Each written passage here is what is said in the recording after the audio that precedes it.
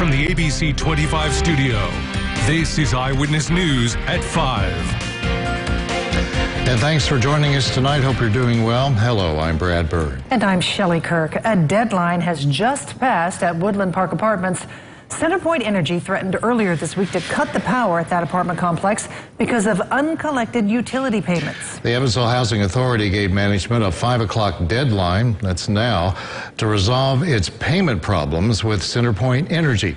Eyewitness News' Noah Alonso is live at the apartment complex with the latest updates. Noah? Brad, Shelley, the Evansville Housing Authority's deadline, it has just passed out here at Woodland Park Apartments. I just got off the phone moments ago with an official from CenterPoint Energy.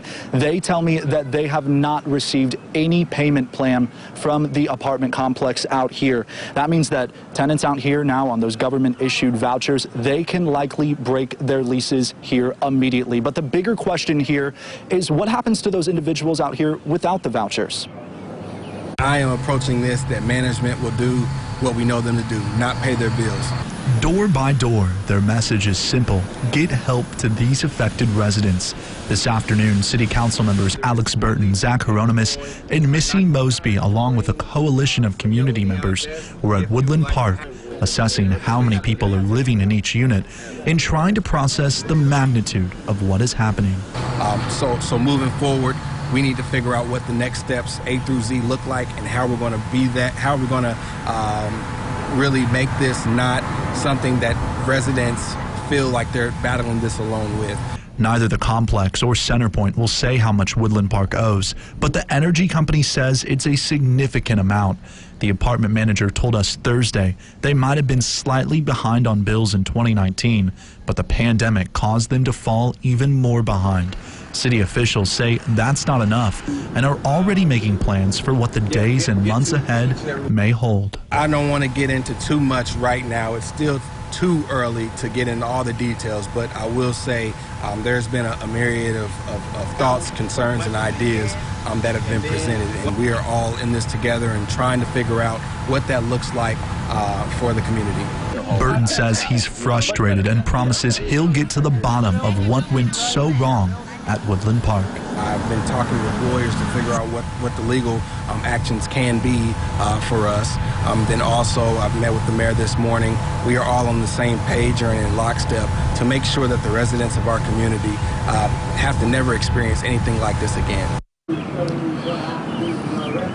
Woodland Park's manager has promised to pay those bills by August the 5th, but in less news of a last-minute deal out here, many of these tenants will likely be able to break their leases here immediately. Joining us right now to discuss more is Councilman Alex Burton from the 4th Ward. I know that this is your area out here, Councilman Burton. I wanted to first start with, you're hearing from a lot of people in the apartments out here, especially that management is trying to evict them. We talked to the Vanderbilt County Clerk. They told us no evictions have been filed today. And yesterday, management told us by law that they cannot evict the tenants because of this ongoing moratorium. So how is this taking place? How is this possible right now? Yeah, while I was out here earlier with Catherine Martin and Zach Hieronymus, as we were going door to door collecting information from tenants, we came across a lady who was literally being evicted.